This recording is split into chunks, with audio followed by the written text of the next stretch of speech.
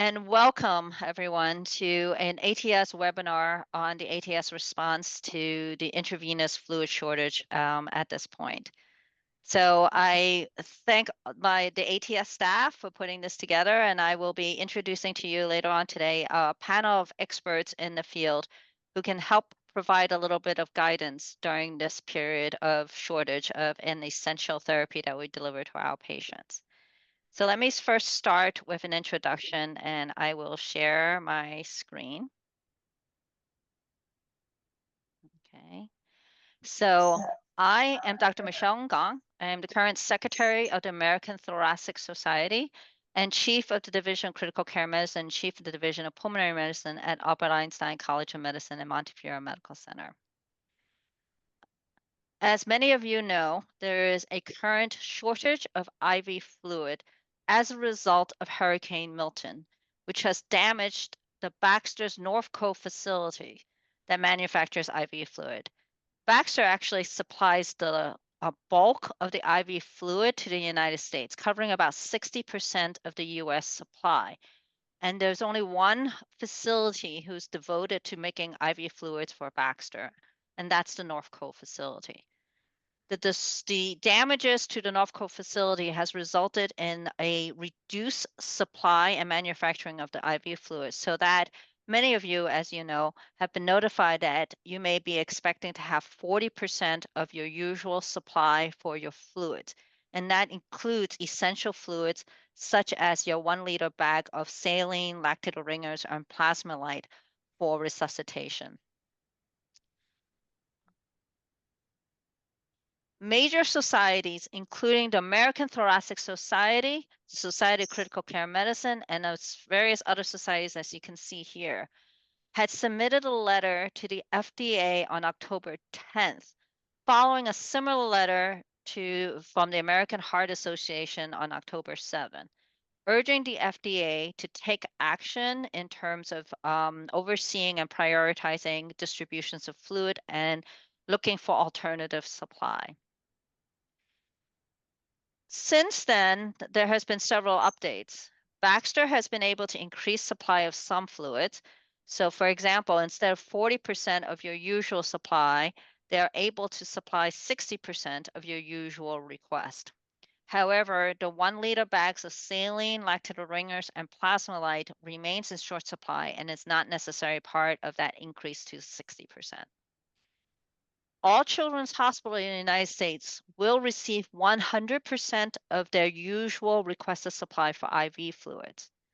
However, for the adult hospitals and for many of the patients that we take care of as part of the pulmonary and critical care community, they are not anticipating to go back to 90 or 100% of their production until the end of 2024. And I know from reports from many of you in the community that your supplies are going to be much shorter and much more short-lived than that. In response to the letter that was sent on October 10th, the FDA has issued new guidance on October 11th. And that includes increasing the supply of IV fluids. And that includes increasing supply from international sources and importing them into the US, but also actually adding IV fluids and peritoneal fluids to the list of medical products in short supply. This allows then for compounding from registered and non-registered outsourcing facilities. Nevertheless, though, this is probably going to take time, and it's not clear when we will be able to see these new influx and supply of IV fluids.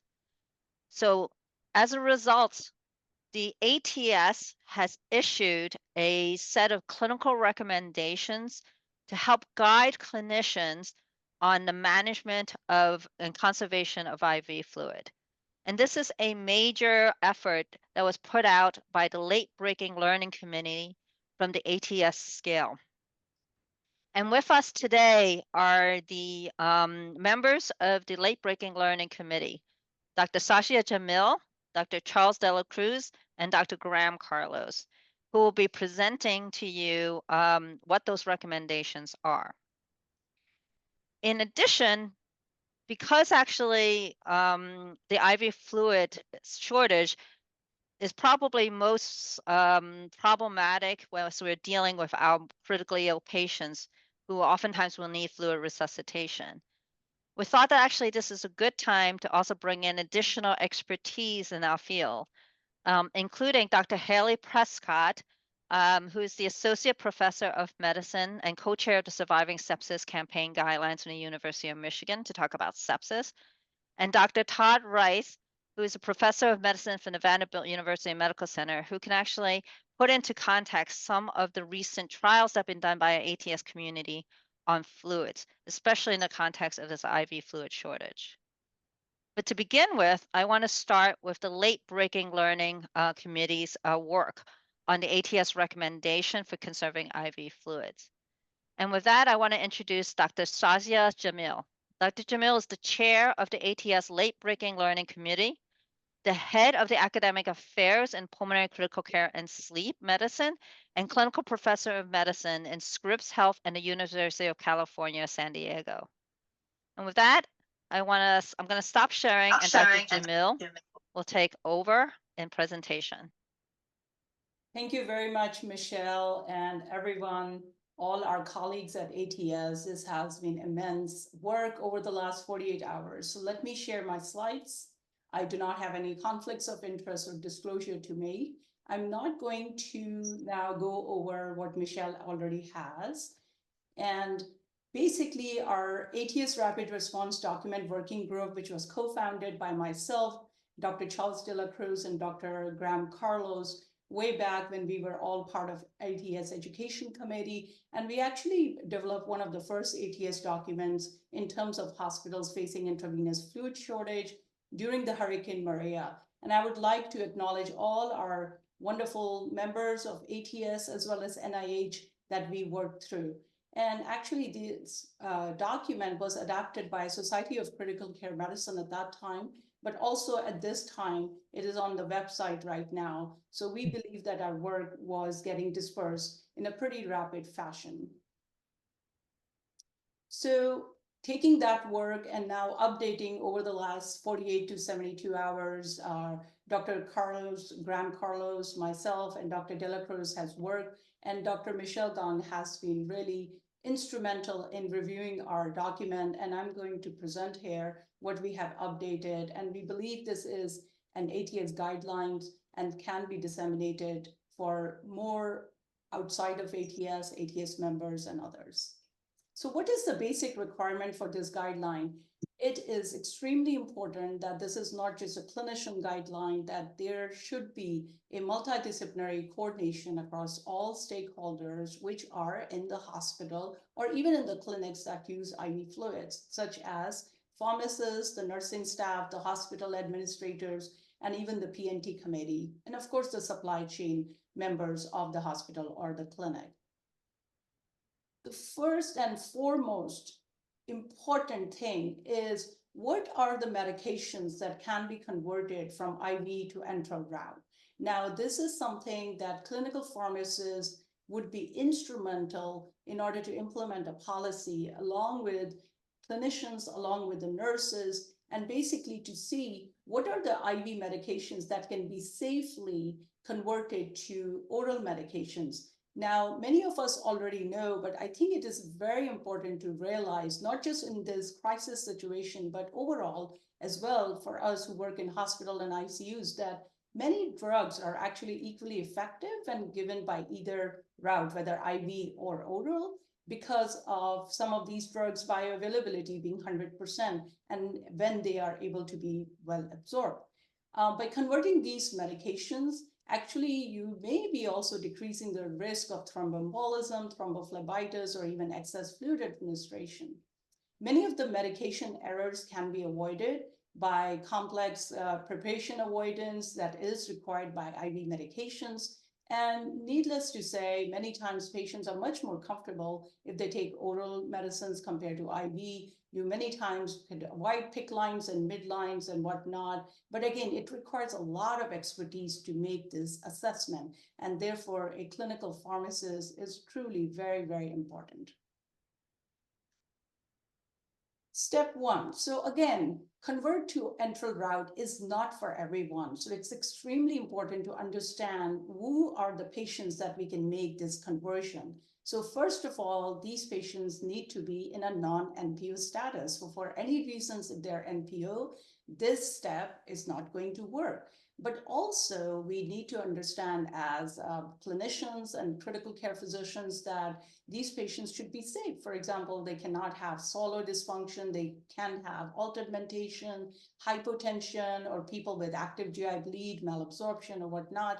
These are not the people that you would even take this step one. So I think it's extremely important to understand what are the inclusion criteria in your hospital, in your clinics that uses IV, and these criteria must be met before we proceed. And again, you have to also understand, is there a truly continued need for intravenous, whether it's meds or IV fluid?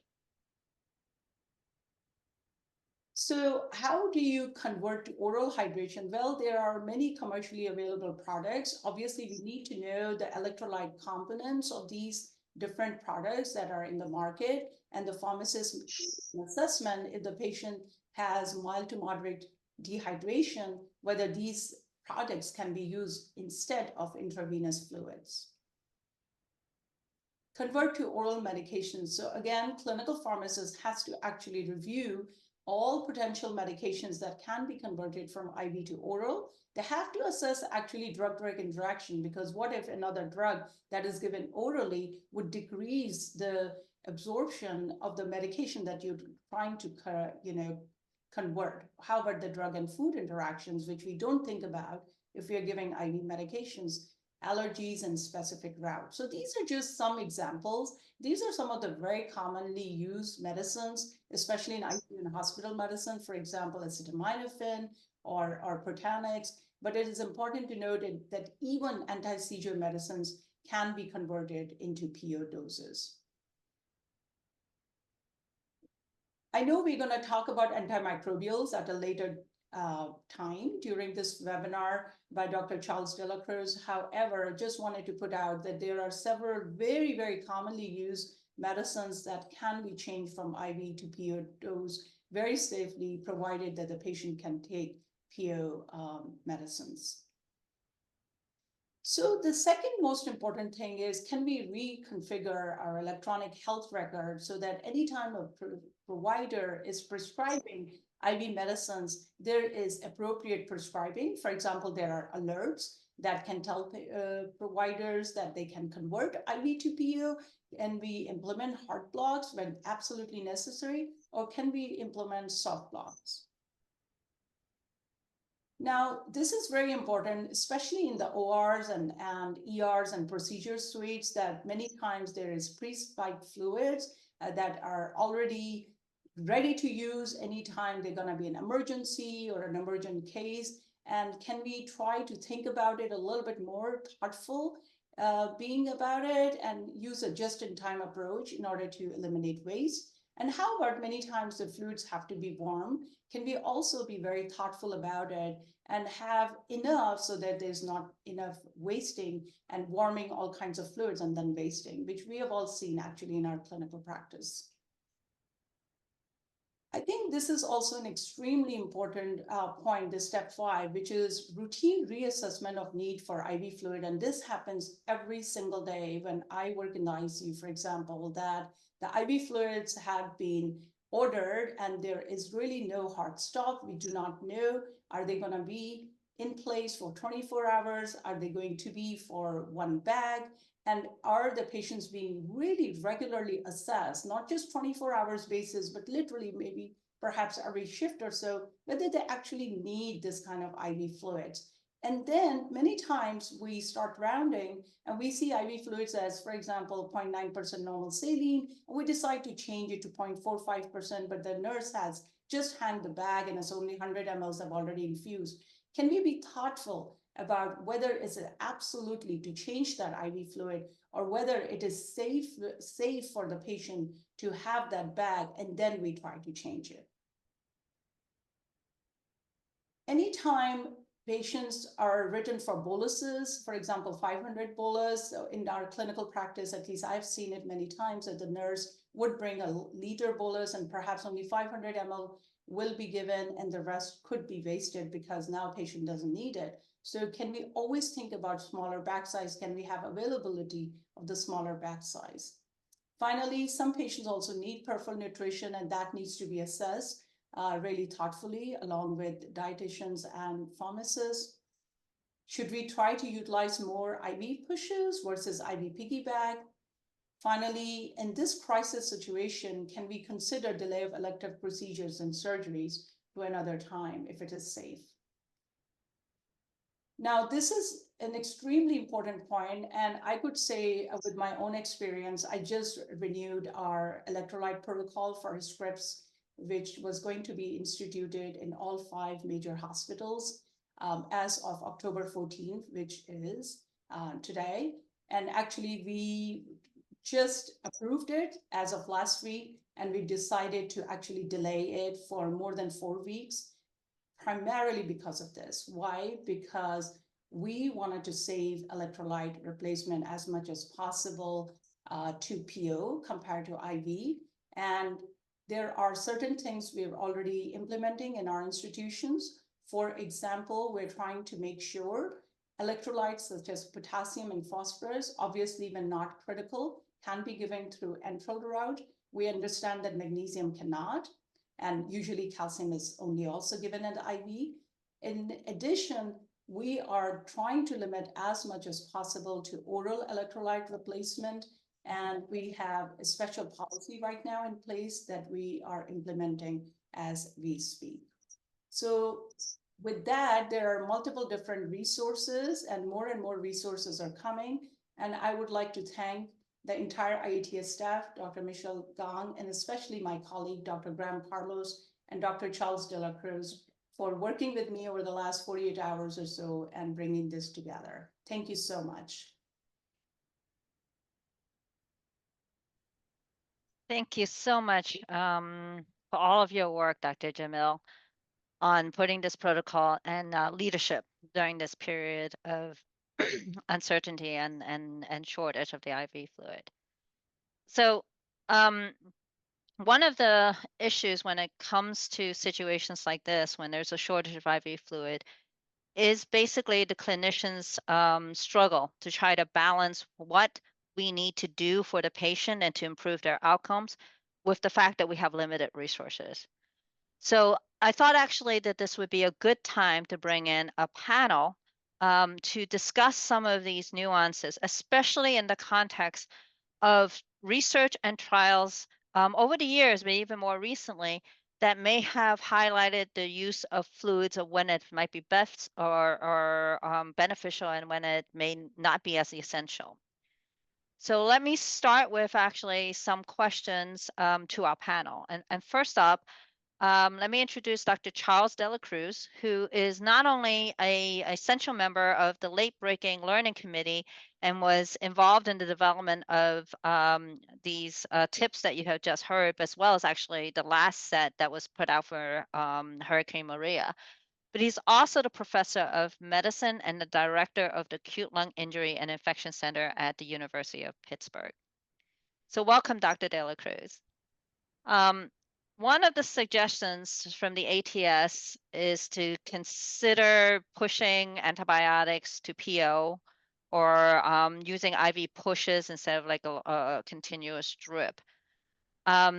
And one of the struggles that sometimes come is that how to interpret that in the context of the right patient at the right time, how sick they are, when is the right time to transition, especially when we have recent studies like the BLINK-3, which suggests that actually continuous IV antibiotics, as opposed to a push, may have better clinical outcomes.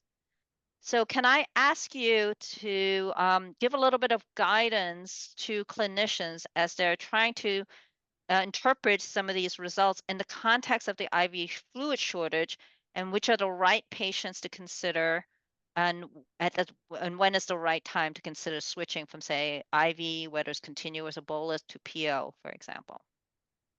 Thank you very much, Dr. Gong, and also Dr. Shazia Jamil, who has led our efforts with the rapid documents and also for the ATS for the support of this webinar.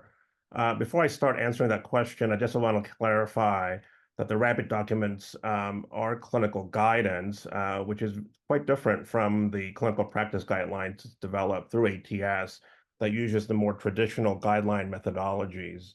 Because of the rapidity and the timing of these documents, it hasn't gone through the typical PICO sort of process. However, these recommendations are based on expert advices and also existing literature as much as we can in terms of providing guidance in that short period of time.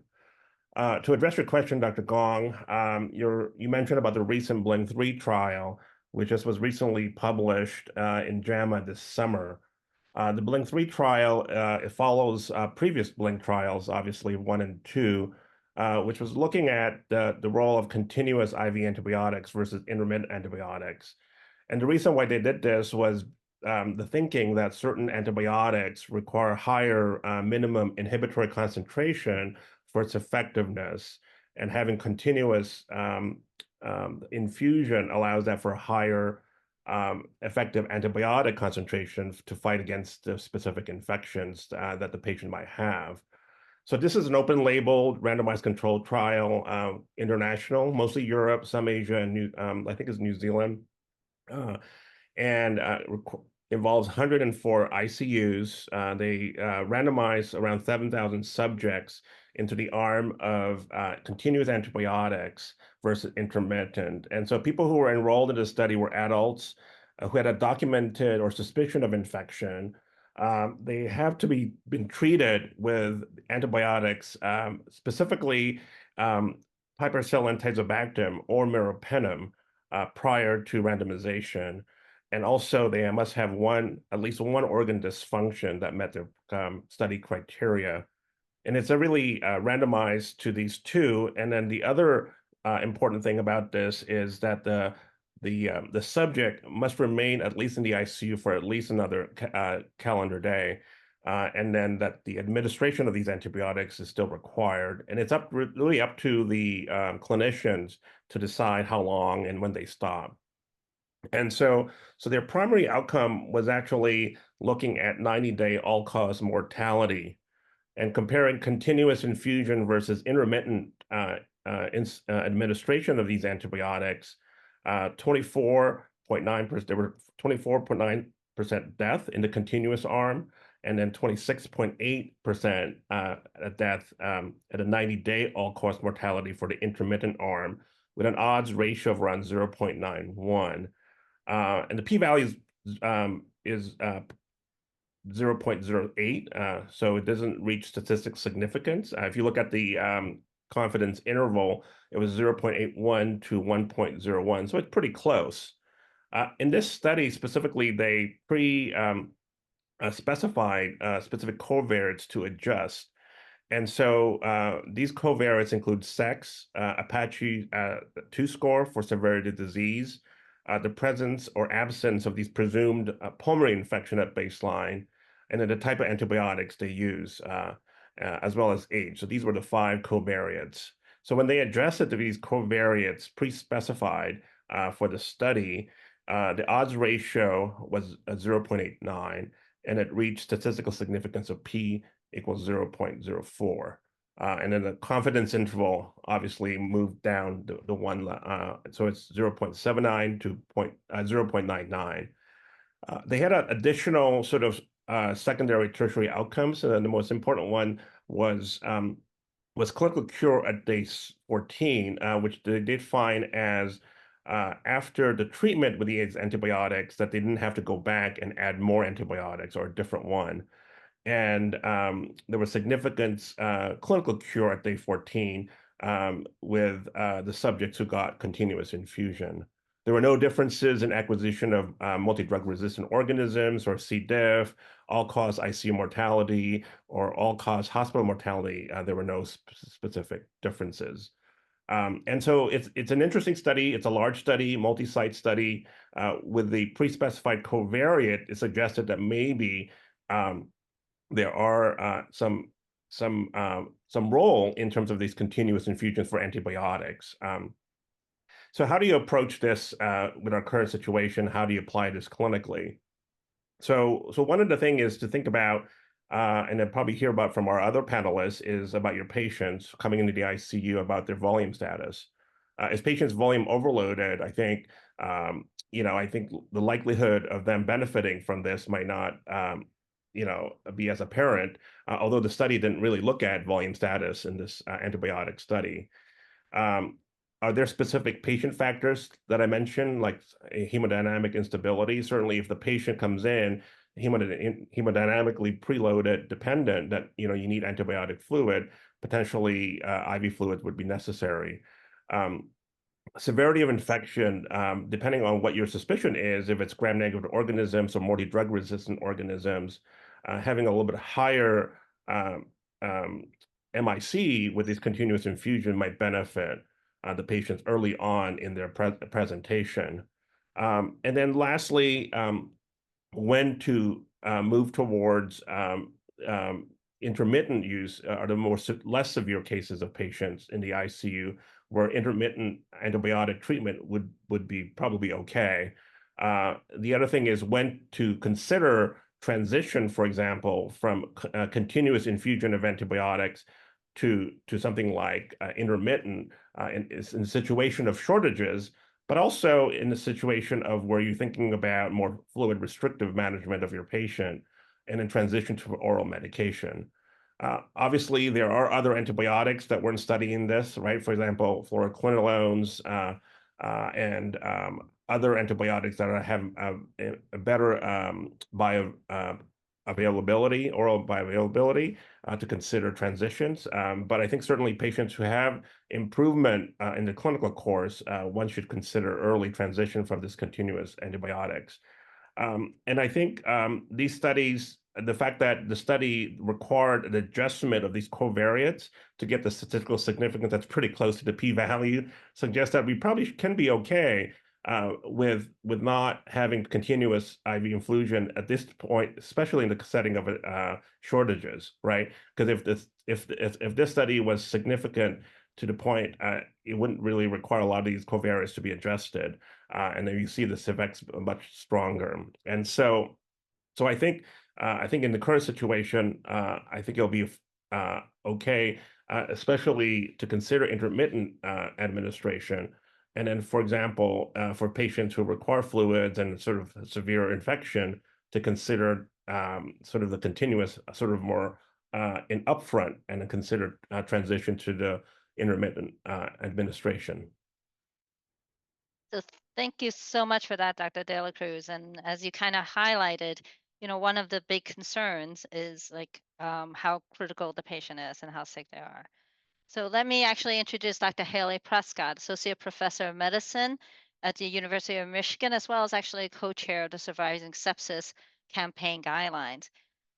Probably one of the patient populations that have been expressed to me with most concern from clinicians is their septic patients, right? How to deal with them, as well as actually how to make sure that we adhere to the Surviving Sepsis Campaign guidelines and bundles if there is a fluid shortage, and how to prioritize and think of what we need to do for these patients. And I can think of nobody better to be able to give us some guidance than Dr. Prescott. Thank you, Dr. Prescott.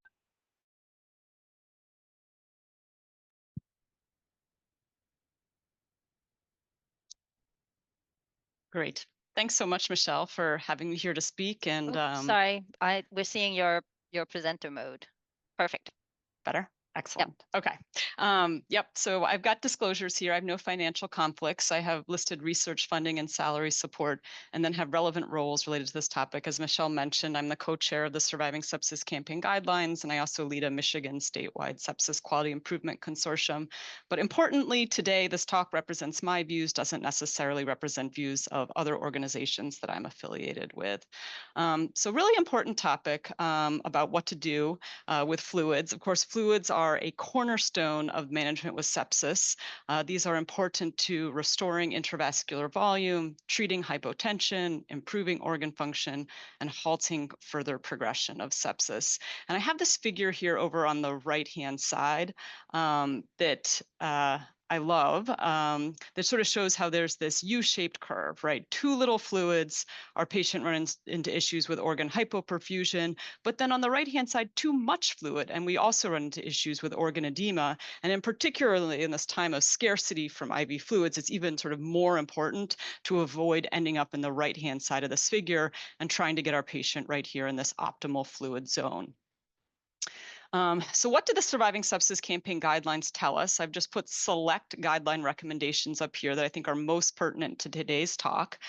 So we have a suggestion that patients get at least 30 mLs per kg of IV crystalloid fluid during their early resuscitation period. So important to recognize when we say suggest, that means it's a weak recommendation. That means it's kind of like the rule of thumb, but there are some patients who may need less than that, right? This doesn't mean that every single patient, just that kind of this is the sort of ballpark for most patients. And I will say in the guidelines, it doesn't specifically say how this 30 ml per kg should be implemented, but my recommendation is that that should really be based on actual weight for people up to about a BMI of 30. So if you have an underweight patient, they would require fluid based on their actual body weight, not based on their ideal body weight. And so I put this little figure over here for what this means for patients of varying heights. And you can see that 30 mLs per kg translates from about 1.4 to 3 liters for the average adult patient that we take care of. The next important recommendation or statement that we have is this statement of no recommendation. It's a statement for no recommendation of what to do after those first 30 mLs per kg in terms of whether to use a fluid restrictive or fluid liberal strategy. And we'll talk more about what data has accrued since these guidelines were published. And then the third statement that I'll highlight is this suggestion that we should be using dynamic measures to guide fluid resuscitation over merely physical exam or merely static parameters alone, that we can get more information from dynamic assessments. So what newer data has come out that might give us even kind of more information of how to take care of patients, particularly during this period of scarcity? So there have been 2 studies that have looked at these general fluid heavy versus fluid restrictive approaches, classics and clovers. Both of these found no differences in outcomes, but it's important to recognize that most of these patients did get between pre-enrollment and after enrollment 30 mLs per kg or more. And so these don't mean that withholding fluid is safe, but it does indicate that there seems to be equivalence for generally fluid heavy versus fluid restrictive approaches beyond that first 30 ml per kg volume. The next thing where we have new data is on this dynamic assessment to guide resuscitation. This is from the FRESH clinical trial. This was led by Ivor Douglas and published in 2020. This looked at 120 patients with septic shock. They got about 2 liters of fluid prior to enrollment, and they were randomized to this protocol-based fluid and vasopressor titration based on an assessment of fluid responsiveness versus usual care. Primary outcome was fluid balance, although they also looked at some patient-centered outcomes that I'll share.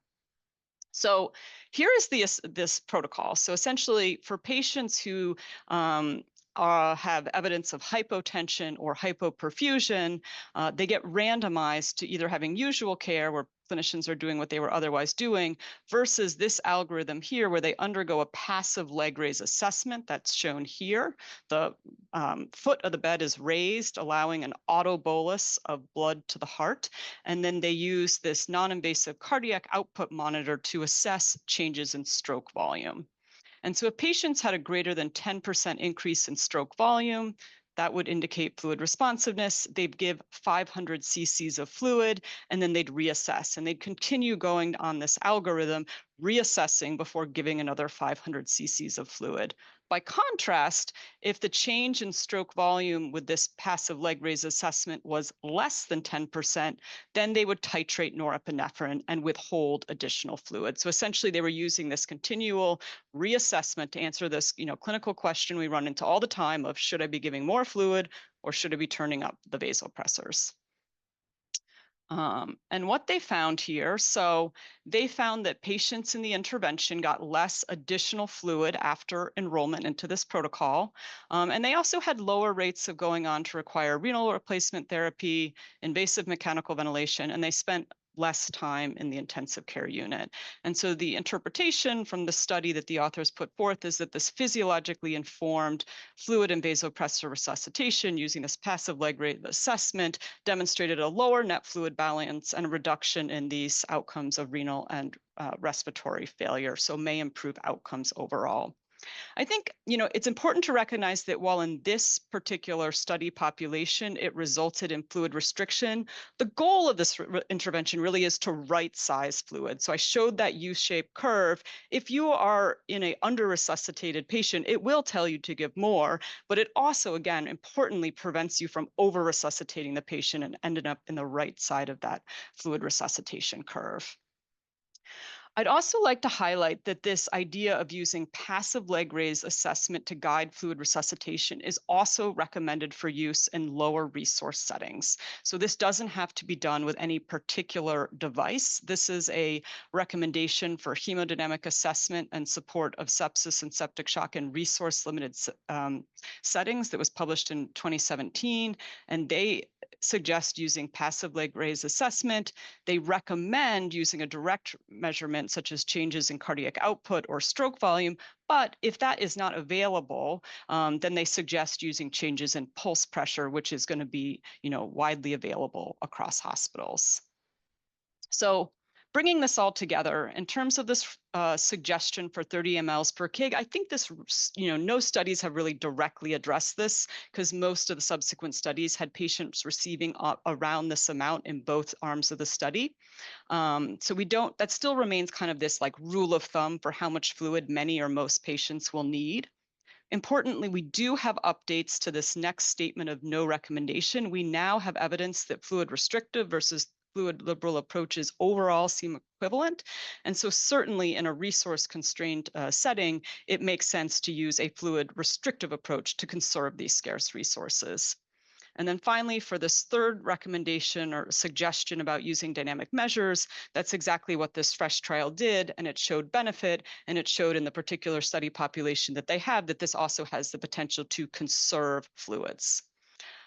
So pragmatically, what is a reasonable approach? I think that we can start by giving a lower volume of fluid, so maybe 500 cc's per kg of actual body weight, rounding that to the nearest 500 cc's to again sort of conserve and not have these little bits of extra fluid that we're not using.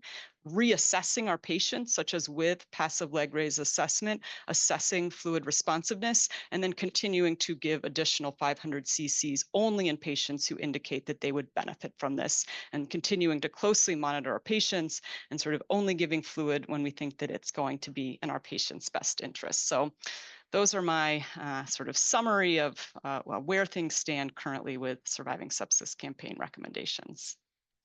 So thank you so much for that, Dr. Prescott. And that is enormously helpful, right? Because, part of the struggle sometimes as we're facing a shortage is, how to do the right thing for the patient at the right time. And I think you highlighting some of the most recent studies to put into context of that we can do this, on a patient basis that's still assure good outcomes for our patient without us feeling like we have shortchanged the patient.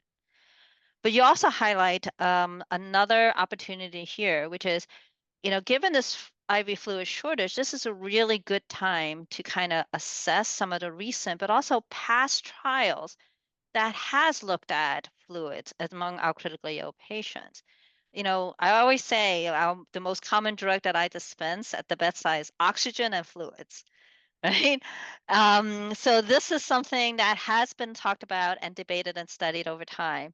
So let me introduce our next speaker, Dr. Todd Rice, who's professor of medicine at Vanderbilt University Medical Center, and who is actually in a unique position of having been part of actually the trial committee and putting together some of the most pivotal studies on fluids in our acutely ill respiratory patients in the hospital. So Dr. Rice, thank you.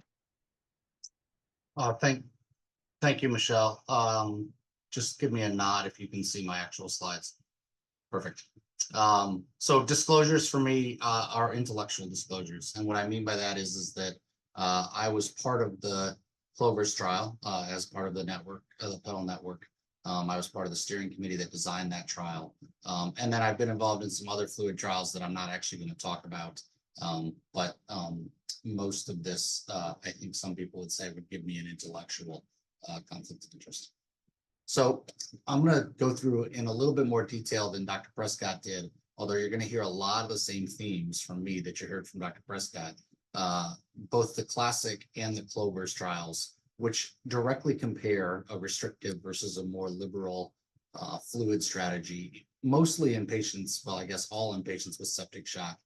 And I think this is an important patient population because this is a patient population where we use a lot of fluids in our critical illness.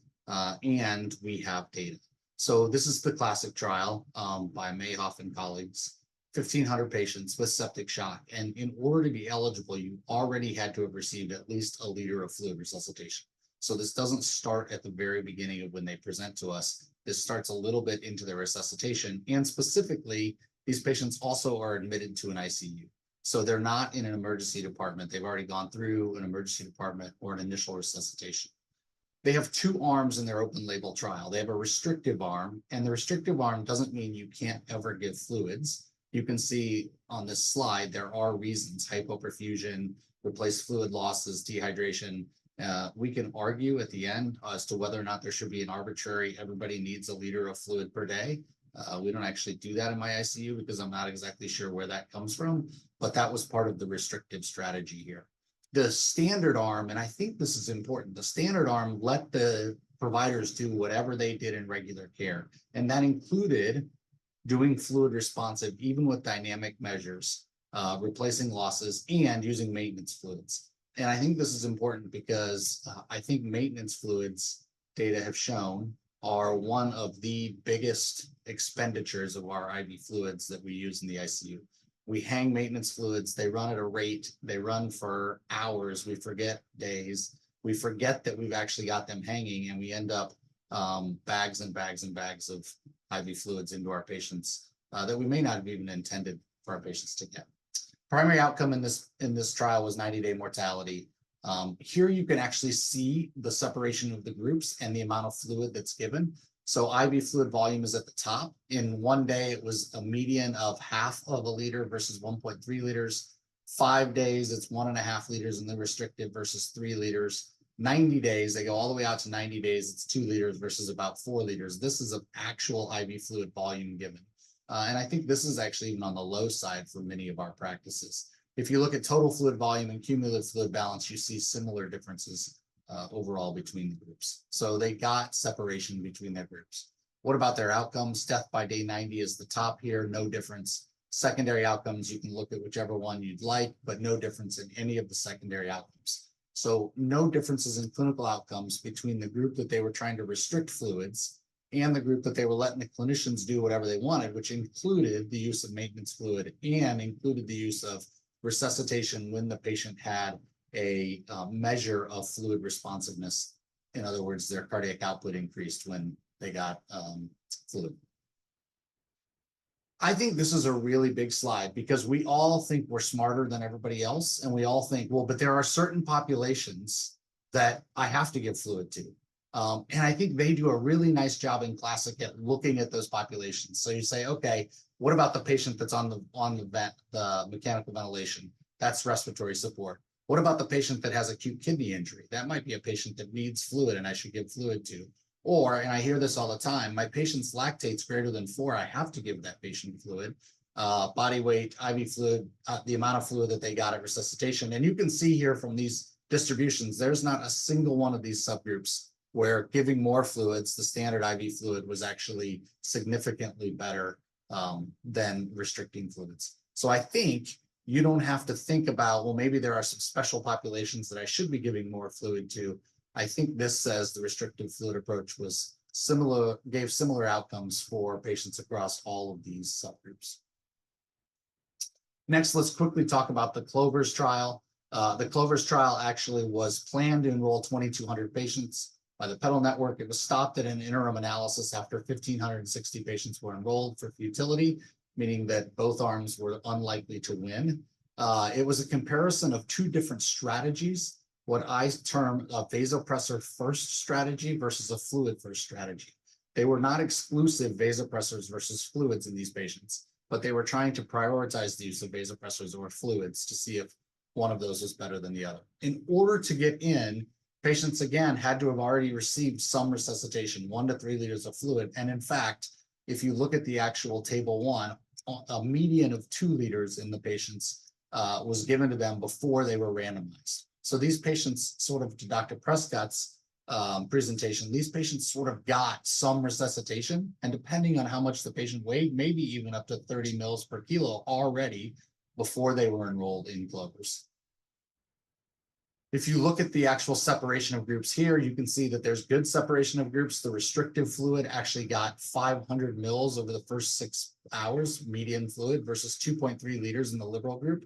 If you say the first day, it's 1.2 liters versus 3.4 liters. So a separation of about 2 liters of fluid, both within 6 hours and a day. And pressors were more commonly used in the restrictive fluid group. 60% got pressors versus 37% in the liberal fluid group.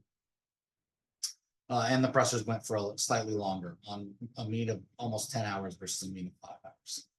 Here's your outcomes. There's a lot of things on this slide, but not a single one of them is statistically significant. So all the clinical outcomes we could think of, not a difference in clinical outcomes for these patients. So I think this tells us that in general, giving more fluids to our patients that are already resuscitated, our septic shock patients that are already resuscitated, has not been shown to improve outcomes compared with more restrictive strategies. One caveat with Clovers is that more vasopressor use may mean more admissions to the ICU, but I think there's an opportunity for us to change some practice there. Patients were getting often low doses of vasopressors and a mean of 10 hours. And I think those patients might be able, you're going to have to change your practice a little bit, but you might be able to care for that patient in a step-down unit and not have to put that patient in your ICU. Obviously, if the patient's on high-dose vasopressors, I wouldn't recommend trying to divert that patient to the step-down unit. But I think a lot of these patients got a low dose of vasopressor for a short period of time, and that patient, I think, might not necessarily need to be admitted to the ICU. Thank you for the opportunity to go through some data, and I know we're going to talk about this more and take some questions from Michelle. Thank you so much, Dr. Rice. And if I remember correctly from the Clovers trial, actually a good percentage of those patients were actually managed outside the ICU and can have low dose vasopressor on a peripheral IV and was found to be safe. So that's another option that you mentioned for this group. So I first and foremost, I want to thank the panel for being available on such short notice to share your expertise and all of your work. I think in some of the biggest struggles sometimes is with our sick patients, our critically ill patients with sepsis, ARDS, respiratory failure, and what to do in this IV fluid shortage. And what you may hear from our panelists is that if they're sick and they need to be resuscitated, you should just give them fluids. These are the patients we need to prioritize to get the IV fluid, which is why what Dr. Jamil had recommended with regards to conservation of fluid is so important, because we need to be able to make sure that we're not using fluids in patients who won't necessarily benefit, who don't need it, so that we can save it for those who really do need it, who needs to be resuscitated. But also, actually, I think what's really been beneficial from this panel is that after that initial resuscitation, fluids, like anything else, should be reassessed after every dose. Because as you've seen by the presentations and the recent trials, is that, we probably do over resuscitation as much as we do proper resuscitation. And getting the patient to the right dose is as useful in conserving fluids while actually making sure that they have the same outcomes as the best treated arms. And I think this has been during this period of shortage, it also gives us an opportunity to reassess actually our past clinical trials and how we treat our patients, and see actually about reassessing how we can do things in a better way for our patients overall. So I want to thank the panel again for all of their effort in putting together these ATS tips for managing and conserving fluids, and for sharing their expertise and experience during this challenging time, and providing some guidelines to our clinicians and those at the front line. And I want to thank the ATS staff for organizing and putting all this together to make it possible. And with that, I want to thank all of you for your attention. And please, I refer you to the ATS website, and we'll try to provide a link so that you can reach the guidelines for your implementation at your own home institution. Thank you very much.